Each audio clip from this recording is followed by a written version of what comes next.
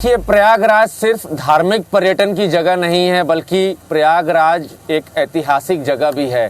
बड़े स्वतंत्रता संग्राम सेनानी प्रयागराज से ताल्लुक़ रखते हैं और देश में जिन्होंने इतिहास के पन्नों में उन्होंने अपना नाम दर्ज कराया, तो ऐसे महापुरुषों की धरती भी प्रयागराज है। लिहाजा उत्तर प्रदेश की सरकार जो स्वतंत्रता सेनानी है उनसे जुड़े जो स्थल हैं उनको स्मरणीय बनाने के लिए पूरी ताकत के साथ खड़ी। और अब जब आप प्रयागराज आएंगे तो आपको फ्रीडम फाइटर्स के बारे में भी तफसील से जानकारी मिलेगी।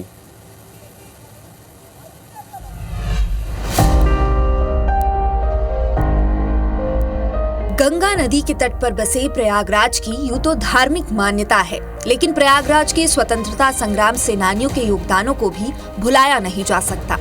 और यही वजह है कि प्रयागराज महाकुंभ में इस बार स्वतंत्रता संग्राम सेनानियों के अवदानों को खास तौर पर न सिर्फ याद किया जा रहा है, बल्कि यहाँ आने वाले श्रद्धालुओं को इससे अवगत भी कराया जा रहा है। प्रयागराज में वो पार्क भी है जहाँ चंद्रशेखर आजाद शहीद हुए थे। चंद्रशेखर आजाद की याद में प्रयागराज के रसूलाबाद घाट का नाम बदलकर अब चंद्रशेखर आजाद घाट कर दिया गया है। और इसी दिशा में इलाहाबाद संग्रहालय ने दुनिया की पहली ऐसी विथिक का निर्माण किया जहां 1857 की क्रांति से लेकर 1947 में स्वतंत्रता मिलने तक के सभी प्रमुख क्रांतिकारियों की गाथाओं का प्रदर्शन किया गया है। ये विथिका विशेष रूप से उन वीरों की गाथाओं को समर्पित की गई है जिन्होंने देश की आजादी के लिए अपने प्राणों की आहुति दी। मंगल पांडे, चंद्रशेखर आजाद सहित गरमदल के प्रमुख स्वतंत्रता सेनानियों की कहानियां श्रद्धालुओं को देशभक्ति के नए जोश से भर देंगी।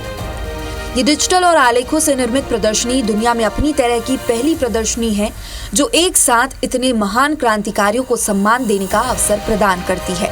इस विथिका में 90 वर्षों की क्रांति का सजीव चित्रण भी किया गया है। इस प्रदर्शनी के माध्यम से लोग स्वतंत्रता संग्राम के विभिन्न पहलुओं को करीब से जान सकेंगे। यह पार्क अमर शहीद चंद्रशेखर आजाद के नाम पर है। उनका शहादत स्थल भी हमारे ठीक बगल में है।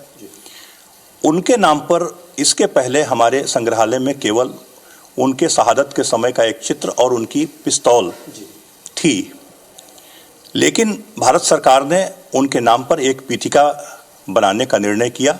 पिछले कुंभ में वो निर्णय हुआ था और वह पीठिका तैयार हुई और आज उद्घाटित होकर के, लोकार्पित होकर के दर्शकों के लिए चल रही है। इलाहाबाद संग्रहालय जो है वो भारत के 4 राष्ट्रीय संग्रहालयों में है और संस्कृति मंत्रालय का यह एक संस्थान है। यहाँ की स्टोन स्कल्पचर गैलरी में आते हैं तो आपको 3rd सेंचुरी BC से 5th सेंचुरी AD यानी मौर्य काल से गुप्त काल तक के स्कल्पचर्स देखने को मिलते हैं। इसके बाद आप थोड़ा सा आगे बढ़ेंगे तो अर्ली मेडिवल स्कल्पचर गैलरी है जहाँ पर आपको 7वीं से 11वीं शताब्दी तक के स्कल्पचर्स हैं। जितने भी हमारे शहीद हैं सबके नाम से द्वार बन रही है, गेट बन रही है, उनके नाम से मैं समझता हूँ जगह जगह चौक बन रही है, क्योंकि उनको याद कौन करेगा। उन्होंने अपने लिए नहीं हमारे लिए अपना बलिदान दिया है, तो उनको याद करना बहुत ज़रूरी है। और मैं समझता हूँ कि आजकल जितने भी नेता हैं, जितने भी लोग हैं, उनके नाम से चौक बनते हैं। हमारा ये मानना है कि जो देश के लिए शहीद होता है, जो देश के लिए कुछ करता है, उसी के नाम का चौक बने, उसी के नाम का रोड बने। प्रदर्शनी में न केवल आलेख बल्कि डिजिटल प्रस्तुति के माध्यम से क्रांतिकारियों की गाथाएं जीवंत होंगी। श्रद्धालु डिजिटल तकनीक से क्रांतिकारियों की जीवनी के दर्शन कर सकेंगे।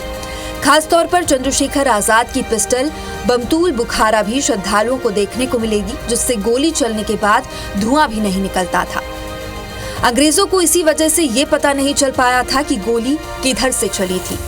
म्यूजियम में आए लोगों का कहना है कि प्रयागराज का ये म्यूजियम देश की कला संस्कृति के साथ साथ क्रांतिकारियों की वीर गाथाओं को प्रदर्शित करता है। यहाँ आने से काफी कुछ जानने समझने को मिलता है। अखाड़ा प्रमुख रविंद्र गिरी महाराज कहते हैं कि राज्य सरकार का ये प्रयास सराहनीय है कि उन्होंने संतों के साथ साथ क्रांतिकारी शहीदों को भी याद किया। ये पहल निश्चित रूप से श्रद्धालुओं को क्रांतिकारियों के योगदान की जानकारी देने में महत्वपूर्ण भूमिका निभाएगी। अविनाश पाठक, IBC 24, प्रयागराज।